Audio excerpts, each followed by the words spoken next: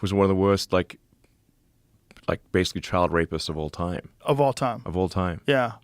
And looked like one. He looked like one. That's like, what's honestly, crazy. If you had a poster of like, does this guy look like a the creepiest like fucking looking guy. Evil child rapist. Then that 100%. He made it to the grave.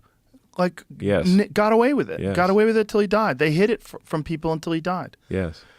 Yeah, that stuff's real, and no one wants to believe that stuff's real. Like, here's a statistic that people need to take into consideration when you think about illegal immigration. Do you know how many kids are missing?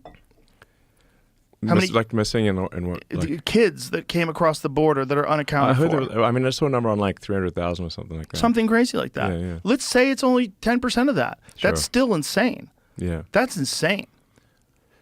There's thousands and tens of thousands of kids that have been trafficked potentially.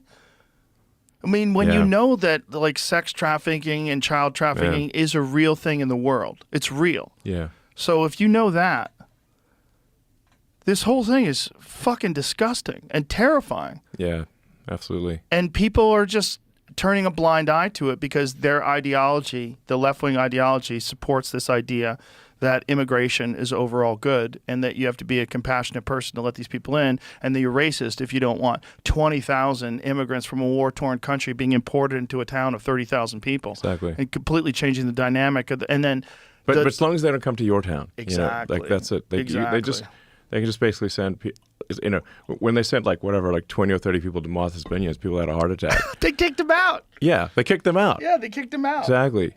So I'm like, yeah, sure. Anyone who wants to have vast numbers of illegals, they have to be prepared to have them in their neighborhood. Yeah. Or it's bullshit.